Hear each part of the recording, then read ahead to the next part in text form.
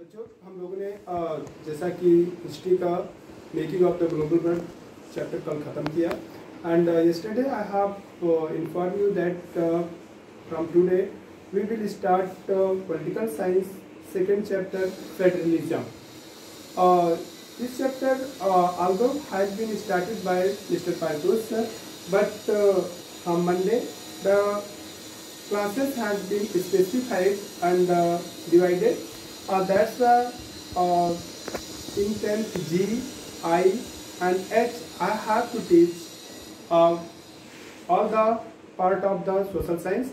That's why I am going to start this chapter from initial. Federalism, second chapter of the political science. Political science.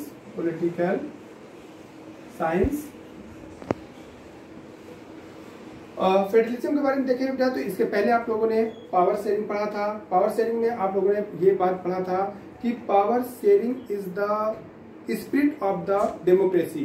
Democratic systems can not run in the absence of the power sharing. And उसमें आप लोगों ने पढ़ा था बेटा कि power sharing दो तरीके से होती है। पावर शेयरिंग टू वेज से उसमें बताया गया था, टू वेज से एक्सप्लेन किया गया था। पहला बताया गया था आपको horizontal power sharing, horizontal power sharing, और दूसरा बताया गया था आपको vertical power sharing. Horizontal power sharing में आपको यह एक्सप्लेन किया गया था कि पावर का डिवीजन एक ही लेवल ऑफ गवर्नमेंट के डिफरेंट ऑर्गन्स ऑफ गवर्नमेंट के बीच में पावर शेयर की जाती है। In this method of power sharing, horizontal method of power sharing, powers are divided among the different organs of the same level of government. Just like आपको बताया गया था कि सेंट्रल गवर्नमेंट में legislative and executive and judiciary के बीच में power का डिवीजन किया गया था। लेजिस्लेटिव, एग्जीक्यूटिव, ज्यूडिशरी के बीच में पावर शेयरिंग किया गया था। और इस मेथड ऑफ पावर में पावर शेयरिंग जो होती है वो चेक एंड बैलेंस होती है, एक दूसरे के अंडर में नहीं होती है। लेकिन vertical division of power sharing में आप लोगों ने पढ़ा था कि पावर का division different level of government के बीच में कर दिया जाता है। For example central government, central level पर central government and state level पर state government and local level पर लोकल गवर्नमेंट या विलेज लेवल या सिटी लेवल की लोकल गवर्नमेंट के रूप में आपको पढ़ाया गया था। तो फेडरल सिस्टम हम यहीं से स्टार्ट करते हैं कि फेडरल सिस्टम क्या होता है। तो फेडरल सिस्टम ऐसा एडमिनिस्ट्रेटिव सिस्टम होता है ऑफ गवर्नमेंट में। फेडरलिज्म एक ऐसा एडमिनिस्ट्रेटिव सिस्टम होता है in which the power is divided among the different level of the government. Among the different level of the government means at the top level central government, at the state level state government, and local level for local government. So such types of the administrative systems where the powers are divided between the central and state government is known as a federal administrative system. Power के sharing of power के base पे देखा जाए, power sharing के base में देखा जाए तो गवर्नमेंट दो तरीके से डिवाइड की जाती है बच्चों। एक होता है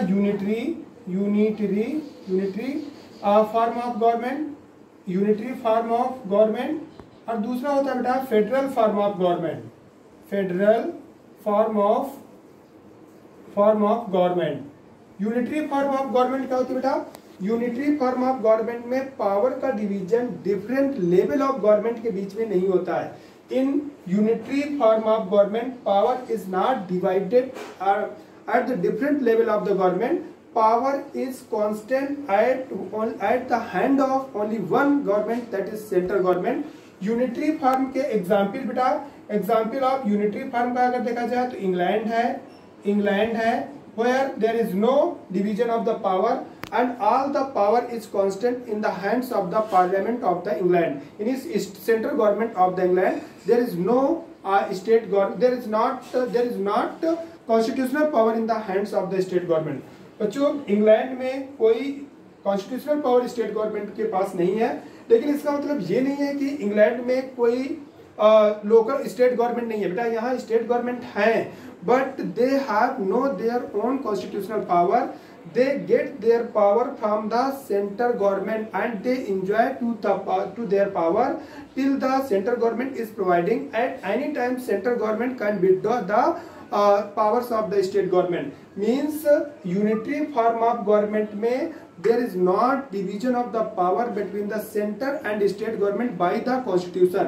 But state government are present and they enjoy only those power which is provided by the central government time to time to the state government, and they enjoy the powers till the central government is providing. At any time central government can withdraw the powers of the central government can withdraw the powers of the state government.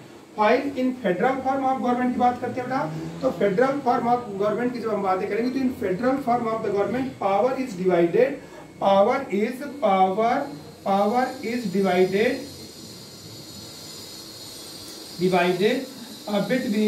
between center and state government, between center and state government.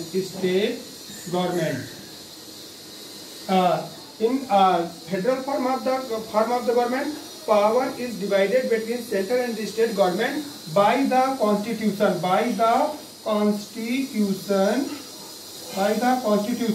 Means in federal form of the government, central government has its own power and state government has its own power, and their power has been divided by the constitution.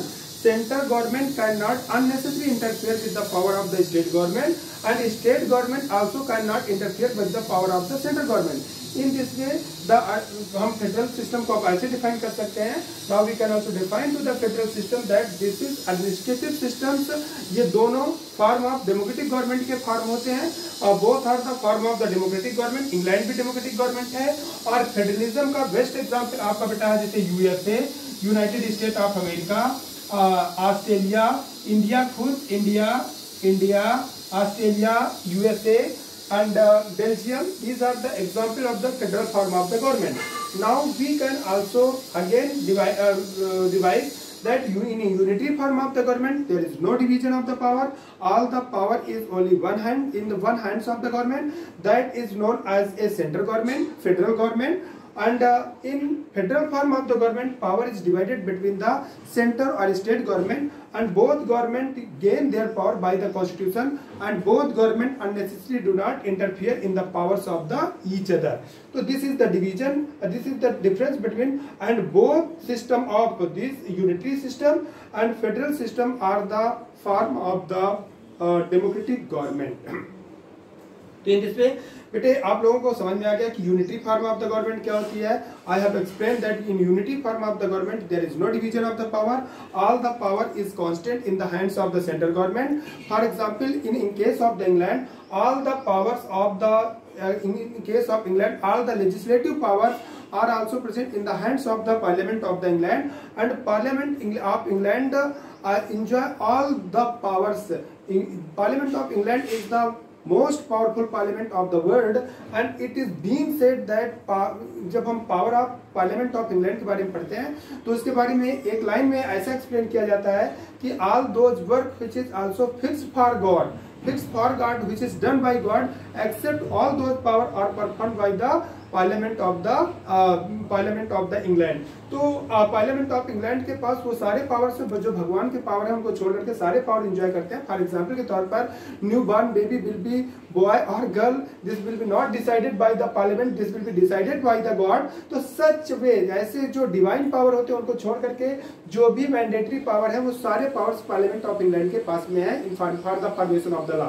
तो इस तरीके से कोई power division नहीं है, सारे power central government के पास में है. जबकि federal form of the government में पावर का डिवीजन किया जाता है. जो नेशनल लेवल के पावर होते हैं उसे सेंट्रल गवर्नमेंट को प्रोवाइड किया जाता है, जो लोकल और स्टेट लेवल के गवर्नमेंट होते हैं उसे स्टेट गवर्नमेंट को प्रोवाइड किया जाता है. और दोनों गवर्नमेंट अपनी पावर को कॉन्स्टिट्यूशन से गेन करते हैं, दोनों एक दूसरे की मर्जी से नहीं गेन करते हैं. तो इस वजह से हम कह सकते हैं कि federal form of the government में पावर का डिवीजन किया जाता है. बच्चों अब हम लोग आगे इसके पढ़ेंगे कि किसी भी कंट्री को फेडरल कंट्री, क्योंकि चैप्टर जो हमारा वो है फेडरलिज्म, इस वजह से हमको जो पढ़ना है वो की फीचर्स ऑफ फेडरलिज्म और सब कुछ फेडरलिज्म के बारे में पढ़ना है। बस हमें केवल ये प्रिस्क्राइब कर लेना था, ये डिस्क्राइब कर लेना था कि फेडरल और पावर के डिवीजन के बेस पर दो फॉर्म की गवर्नमेंट होती है, यूनिटरी एंड फेडरल। अब हम लोग पढ़ेंगे की फीचर्स ऑफ द फेडरलिज्म। तो आई थिंक हम हमारा ये वीडियो का टाइम ओवर हो रहा है, इस वजह से हम अगले वीडियो में we will study about the key features of the federalism.